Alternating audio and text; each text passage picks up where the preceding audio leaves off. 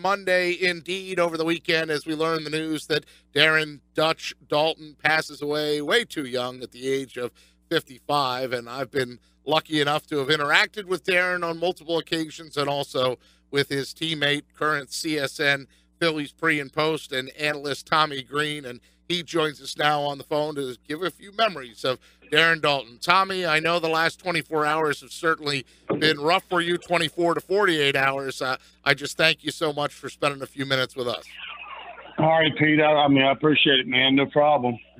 So I guess first and foremost, I learned yesterday when I watched the press conference with you and Milt and David Montgomery that you were probably one of the last people to have an in-person visit with Dutch, and not that he even really said, come on down. You just said, I'm coming down. Well, it's not that, we sort of feel that way. I did sort of feel that way that I'm coming. I want to see him, but we really did clear it with Amanda.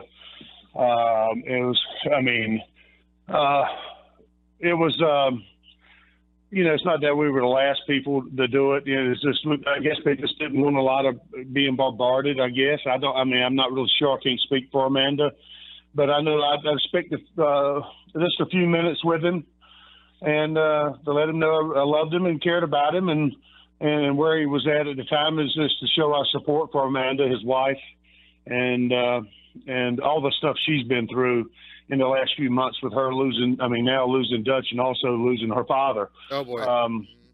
So she's been through the ringer, and I tell you what, she's been a trooper. But to see Dutch and to be able to tell him how much, I've always told Dutch what he's meant to me here, especially in the past 7 years, 6.5 years, so much, especially the way he changed my life, my personal life, so to speak. I let him know about every time I, saw him, he gave him a hug and a kiss and told him thank you. So, I don't think we can do that enough as show our loved ones and the people we care about how much we appreciate them. I've been on a push for that too, Tommy, and we're visiting with Tommy Greene. I don't know about you, but I tell my father, I love you, Dad, and he says, me too. So he's like that old school or ditto, but I try to tell people that I love because you do never know, and Dutch was certainly that way. And I've heard multiple stories of people saying that he would say, I love you, and give you that kiss on the cheek. Or we had Chris Wheeler on yesterday where Chris Wheeler probably wasn't too comfortable with getting the big squeeze and the hug and the kiss on the cheek. But you accepted from Bubba because he loved you, Yeah, and speaking of Wheels, I was on, I did the Greg Lazinski, the Bull session last night, the Bull show with Dan Baker, because Bull was under the weather, and Wheels was one of the guests. He was the guest on it, and Wheels is probably Chris Wheeler is probably one of the goosiest guys that you've ever seen or met in your life. So to get a hug by Dutch and stuff was a pretty. It could get to him a little bit, but that was Dutch, and that's the way he put it last night. That was Dutch. He wasn't afraid to show you how he felt, and he'd come up and give you a hug and a kiss when he see you because he made you feel special, and that was Dutch. That's who he was. Tommy Greene's with us. So, Tommy, you alluded to it yesterday. You sort of hinted at it a little bit there, and the audience you're talking to down here. This is the Jersey Shore, so I actually said earlier, this is Golden Inn territory, baby, the people that are listening to this show, right? Why don't you walk us through, then, that story of how, because you said Dutch helped save your life, right? Just take us through how maybe you guys were together. I don't know all the details yet, but I would assume it's something like you met your current wife at one point in your life, and then because of Dutch, you reconnected. Yes, and that's exactly how it happened. I met my current wife, Wendy Darling, who is she grew up in Stone Harbor. So she's a Jersey girl down there in the Golden Inn. We got married at the Golden Inn, by the way. But I met Wendy the first time, my first spring training, which was 1986, and then her first spring break. She was a sophomore in college, and her and her girlfriend stayed at the same hotel that the Atlanta Braves house their minor league guys when they come into spring training. So, and they got there a day before we did, and they were by the pool when we walked in. I remember the girls being by the pool because it was just the girls and some older people, you know, down in West Palm Beach. And then we walked in and they were like jackpot, like they hit the lotto in Vegas. You know, that's the way it is. And that's when I first met her. And then we spent a couple of weeks and got to know. We had a great time. It was just a memorable time in my life. You know, being drafted with the Braves in the first round, and then being my first spring training, and meeting people down there. So I mean, I remember so vividly about that first spring training and the people, my teammates, and then the girls being there. I mean, it made it feel, I will say, made you feel a little bit more at ease. And it was just a fun time, relative to being, you know, you didn't know what to expect being a ball player, being your first time in spring training, and you know, you're trying to, you know, get yourself right and make a team, so to speak, and do well. But that's where we first met. And, you know, life goes on. We didn't have cell phones and computers and stuff like that to stay in touch. But we did remember each other. And, I mean, her name being Wendy Darling, you know, if my name was Peter, it would be even better. The boys never grow up, you know. I mean, you know, Peter Pan.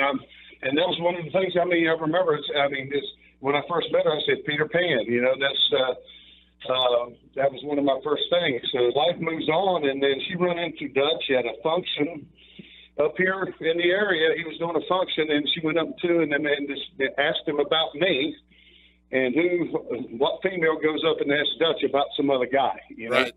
And they, you know, they're always wanting to know what's up with him, you know, that type of thing. But, no, she did, and she told him how she met me way back, and he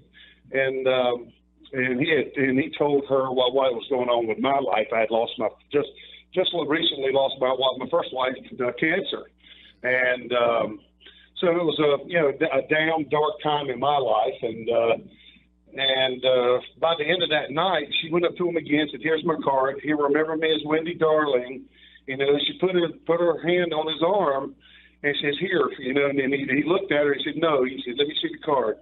He said, "Here's his number. Tell Tommy that Dutch told you to call him." I mean, that Dutch told you to.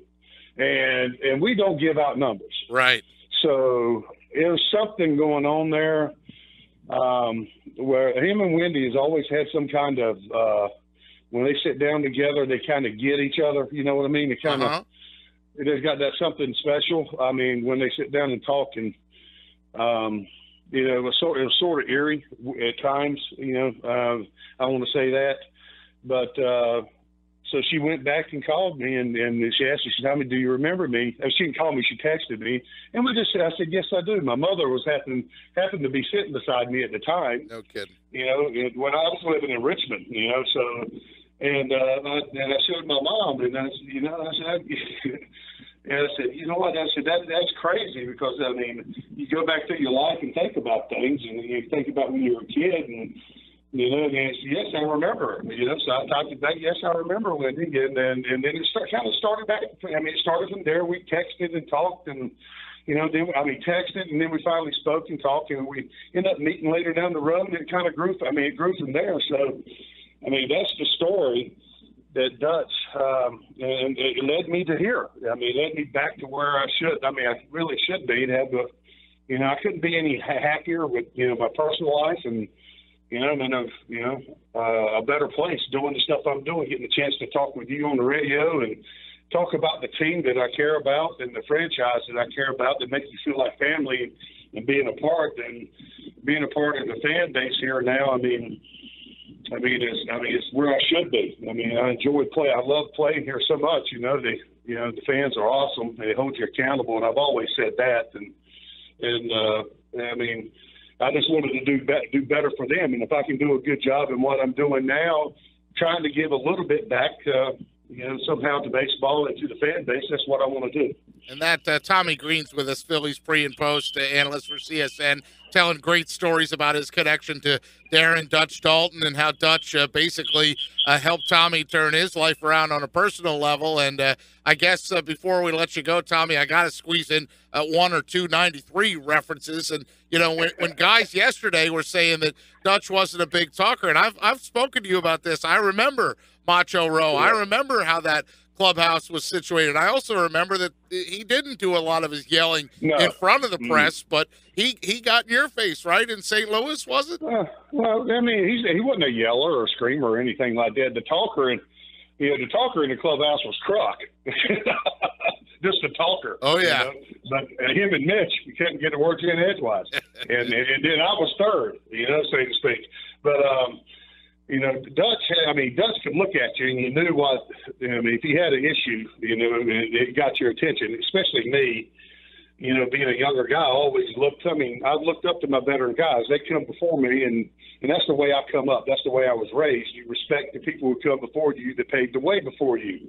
The Boas, that, and Dutch was, more service time to me. He's the veteran guy, and I respected that, So when he said something, it held water to me. And, when you go through times and you struggle, he just got – I would say, he challenged me, like you heard probably yesterday. He pretty much challenged me and Schilling at that time because we struggled at the same time. Yep. It seemed like me and Schilling were on the same sort of boat. We pitched well together, seeing we were on the same schedule. And we pitched well a lot of that season, and then if we struggled a bit, we tend to do it together. But the key to us winning that year was. If two of us was going bad, the other three were pitching pretty good. So, we hand and egg it pretty good. If you're winning 3 out of 5, you're doing pretty good. But he had that effect on me. He got my attention. Even though sometimes, pitching's not that easy. You've covered the game enough now that it's not. You're not going to feel your best at all when you go out there. A lot of the times, the majority of the time, and there's sometimes you're not going to feel real good, but it's not how you do when you feel your best. It's how you survive when you don't have your best stuff and you don't feel your best. Can you still survive out there and compete? And that's what he was trying to get to me. He says, I know where you're at. He says, you got to be better. I expect more out of you, and this is the way we got to have you. We got to get you back to where you need to, hang on and grab me, and challenge me, And he did it in a way that got my attention, got me fired up, and a little bit, and it helped. He had that knack about doing it, but he did it in the right way. He didn't berate you and all the time. And he went out. He said some things in the press that kind of got your attention, and that's what got you going. And then he have a talk with you. But I know it helped me, and I thank him for that, because whoever in this world can't take constructive criticism, yes, they shouldn't be doing what they're doing.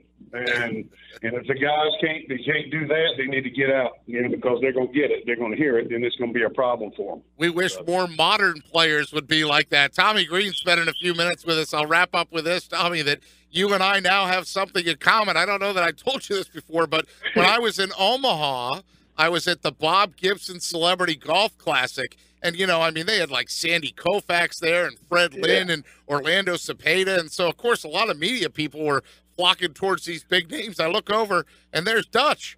I thought, holy cow, that's Darren Daulton. And so I heard you tell the story yesterday where it was your job in '93 to bring him his beverages. Cold beverage. Yeah. Cold beverage. Yeah. Well, that was my job at Gibson's tournament. I kept bringing him back beverages and saying, "You want another? Sure, I'll go get him," just to keep him talking, just to hang out with him. Yeah, exactly. Dutch would be icing his knees, and he can't get up. But I was like, I said, don't worry about it. I got you taken care of. I knew my place. He was the veteran guy. I took care of my battery mate. I think that's the way it should be. Our pitchers, if they need, that's the way we were. The younger guy took care of the veteran guy if they needed anything. I'm sort of a no questions asked type thing once you got to the big leagues. And because if we went out anywhere, Dutch, he said, come on, Greene, come on with us. And, and you go to pay your part of it. He said, if you put your hand in your pocket again, I'm going to chop it off. He says, we got you. When you come out for me, you're not paying. They take care of us. That was that type of thing. And we try to pay it forward a little bit. And I hope it still goes on today. I'm pretty sure it does, but I'm hoping that those type of things still happen. That's the way you keep the thing going a little bit. You teach a little bit of the old school how to take care of guys, and hopefully they're getting maybe a little bit of lesson on how to play. Teach some of the old school ways about the game. We certainly hope so. So when do we see you on CSN again, buddy? Next week. I'll be on next week after Alumni Weekend, which is which is great. I got the late games, I think, when they're out on the West Coast. Okay. Two late games and a day game. Right. Well, that the late game after the day game after the late game is always the tough one. But we'll look for you at Alumni Weekend too. I'm sure. Have they said anything to you? Is that going to be about? Are they trying to pivot that now toward Dutch? I have. You're asking the wrong person. I haven't heard. It's just going to be glad to see all the guys, some of your guys, and the guys there. That way, we've had a lot of things happen to the Phillies family here recently, no doubt, and it'll be some time just to reminisce. And I know Dutch, for definite, would want us to celebrate and have a cold beverage for him, and he fought a great fight, and he was a fighter to the end. What a strong man and great human being to me. I love him, and I'm going to miss him. I'm going to think about him all the time. I know that. Me too. Phillies analyst Tommy Greene. Next time you and Wendy are down this way, let's all get together and we'll have a cold beverage in Dutch's honor. Okay. All right. I appreciate it, man. Thanks for having me.